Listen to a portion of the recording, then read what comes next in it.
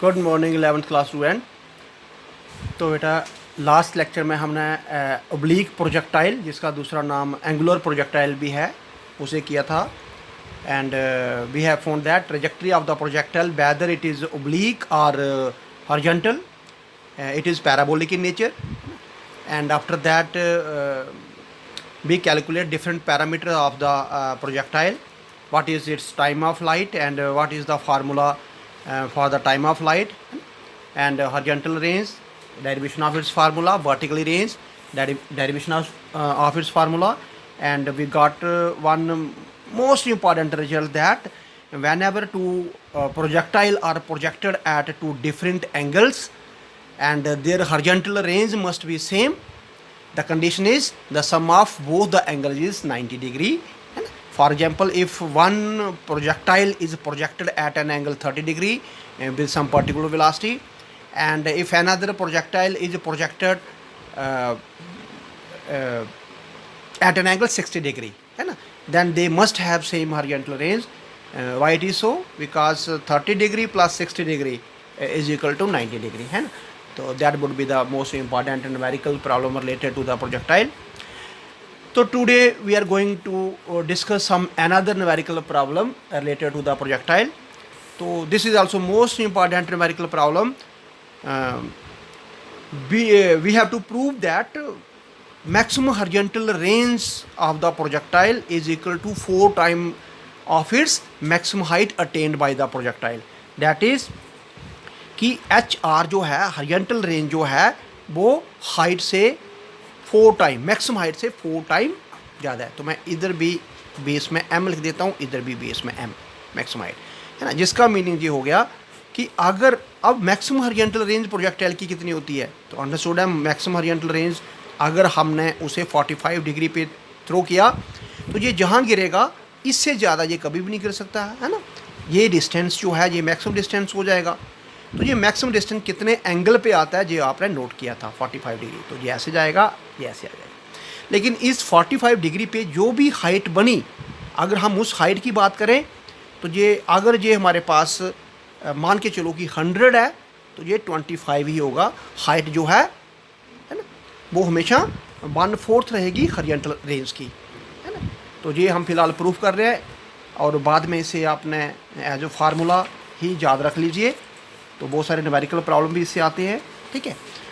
लेकिन ये सिर्फ और सिर्फ 45 डिग्री पे, मतलब मैक्सिमम हॉरिजॉन्टल रेंज पे ही होगा। किसी और एंगल पे आप कल को बोलें कि मैंने 30 डिग्री पे इसे मतलब थ्रो किया, और जहाँ पे जो हॉरिजॉन्टल रेंज बना और जो भी उसका 30 डिग्री पे जो वर्टिकल रेंज आएगी, है ना, वो भी उसमें भी ये फार्मूला लग जाएगा, तब ऐसा नहीं है। तो this is the case only for maximum horizontal range, है ना।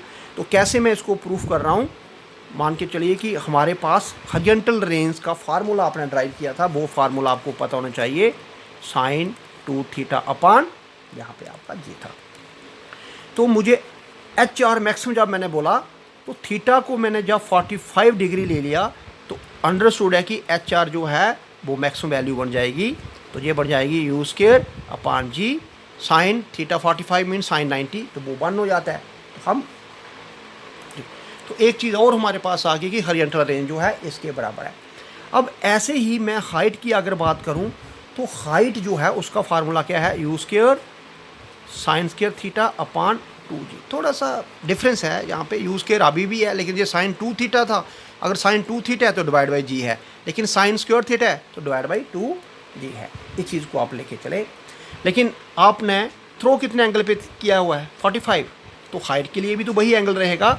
तो हमने हाइट के लिए क्या चीज़, this is 2g sine square 45 put करेंगे, तो साइन 45 1/2 होता है, 1/√2। तो जब √2 का जब आप स्क्वायर करेंगे, है ना, 1/√2 का, तो 1/2 हो जाएगा। तो इस केस में हमारे पास जो भी हाइट बन रही है वो आ जाएगी यू स्क्वायर अपान 2 × 2 4g, है ना। तो अभी आपने ये देखा कि व्हाट इज यू स्क्वायर, इसे मैं ऐसे लिखता हूँ 1/4 यू स्क्वायर अपान जी। तो 1/4 तो ठीक है, u square upon g first equation से देखिए एच आर मैक्सिमम के बराबर है, तो this is H R maximum, है ना। तो 4 की मल्टीप्लाई फाइनली इससे आ जाएगी, तो ये हमारे पास आ गया H R maximum is equal to 4 time height. तो ये चीज़ प्रूफ हो गई। तो बच्चे मैं नेक्स्ट प्रॉब्लम लेके चल रहा हूँ। क्या कभी ऐसा कोई एंगल है जिस एंगल पे अगर जितना हॉरिजॉन्टल रेंज आए उतना ही वर्टिकल रेंज आए? जैसे जहाँ से जहाँ 30 सेंटीमीटर तो हाइट भी 30 सेंटीमीटर बने। वो क्वेश्चन है at what angle H R is equal to B R. Horizontal range is equal to vertical range, vertically range को मैंने आपको बोला हाइट बोलेगी। तो कौन सा एक ऐसा पर्टिकुलर एंगल है जिस एंगल पे ये दोनों चीज़ें इक्वल होती हैं, वो आप निकालने हैं।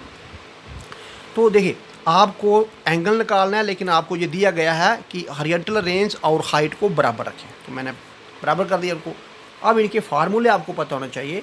तो फार्मूला हॉरिजॉन्टल रेंज का मैंने u square sine 2 theta upon g. Formula vertically range का u square sine 2 theta upon यहाँ पे सॉरी ये sine square upon 2 g. Horizontal range में साइन 2 थीटा और हाइट में साइन स्क्वायर थीटा। यहाँ पे अब आपने देखा यू स्क्वायर जी ये तो कैंसिल हो चुके हैं। जहाँ पे हमारे पास बच गया सिर्फ साइन 2 थीटा और जहाँ पे बच गया हमारे पास साइन स्क्वायर थीटा अपॉन 2।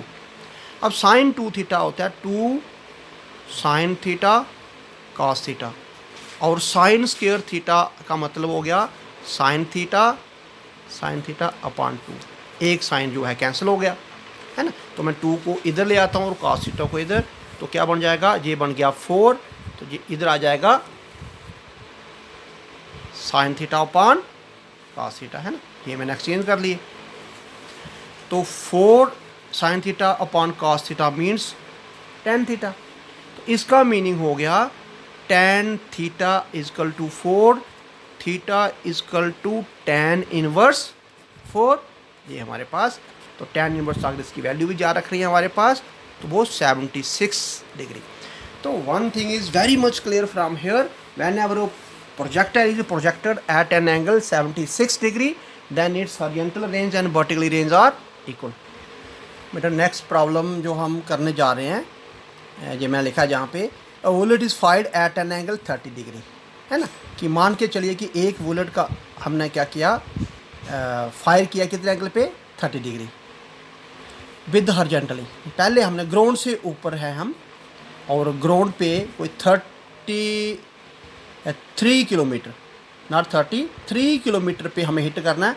आपने हॉरिजॉन्टल से उसे 30 डिग्री बना के आपने उसे किया ताकि वो ग्राउंड पे इधर 3 किलोमीटर पे हिट हो सके। क्वेश्चन हमारे पास ऐसे है कि मान के चलिए कि कोई 3 के बजाय 5 किलोमीटर पे हिट करना होगा।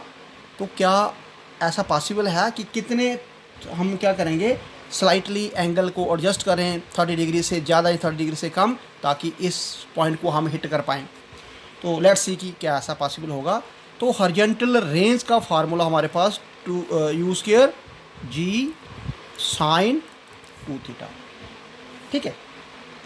तो अब थीटा हमारे पास दिया गया कि आपने कितना 30 डिग्री तो ये बन जाएगा यू स्क्वायर जी साइन जब थीटा 30 होगा तो 30 इंटू 2 60 हो जाएगा।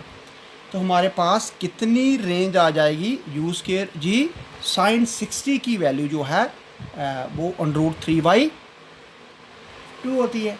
तो ये हमारे पास आ गया √3/2 ठीक है। इट मीन्स कि अगर हम क्या करें अभी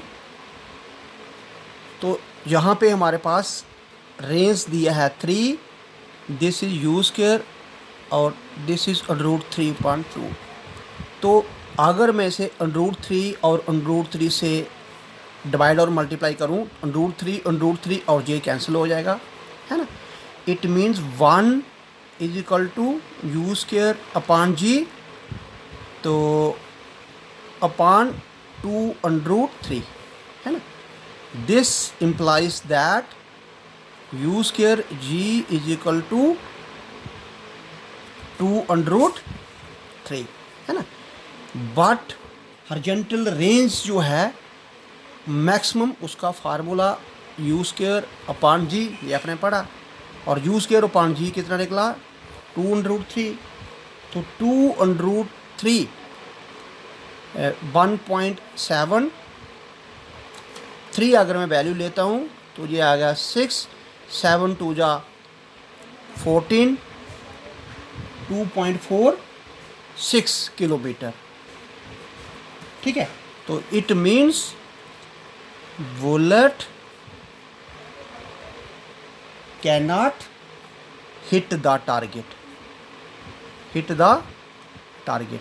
तो वो बुलेट कभी भी टारगेट को हिट नहीं कर पाएगा। इस टाइप के क्वेश्चन, यही क्वेश्चन और ले लेते हैं बच्चे। क्या क्वेश्चन है हमारे पास, what is projected with energy 10 joule. मान के चलो कि यहाँ से मैंने किसी बॉडी को प्रोजेक्ट किया, इस समय हमें उसकी एनर्जी दी गई है 10 जूल एनर्जी से मैंने उसको प्रोजेक्ट किया।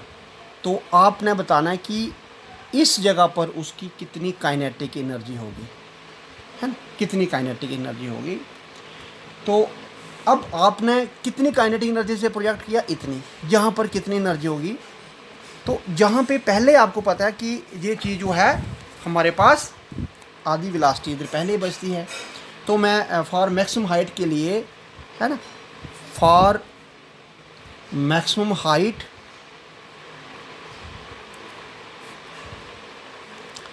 या मैक्सिमम रेंज की अगर हम बात करें तो थीटा जो है वो 45 डिग्री रहती है। तो 45 थीटा के इस जगह पर उसके पास एक ही वेलोसिटी होती है, वो भी हॉरिजॉन्टली, है ना। वर्टिकली वेलोसिटी तो इस जगह पे 0 है। तो मैं जहाँ पे टोटल वेलोसिटी उसकी अगर मैं देखूँ तो मैं लिखूँगा बी कॉस थीटा है। तो horizontal velocity v cos 45 degree जो है 1/√2, तो b/√2 हो जाएगा। जब मैं जहाँ पे काइनेटिक एनर्जी निकालता हूँ तो 1/2 इस मैक्सिमम पॉइंट पे सिर्फ vx का स्क्वायर करता हूँ, तो इट मीन्स 1/2 bx का स्क्वायर मीन्स b/√2 का स्क्वायर। तो ये क्या बन जाएगा 1/2 mb का स्क्वायर, है ना। 1/2 mbx जो भी हमारे पास वेलोसिटी, जिस वेलोसिटी से आपने थ्रो किया था 10 जूल, तो हमारे पास 5 जूल जो है काइनेटिक एनर्जी इस पॉइंट पर रहेगी। Thank you very much.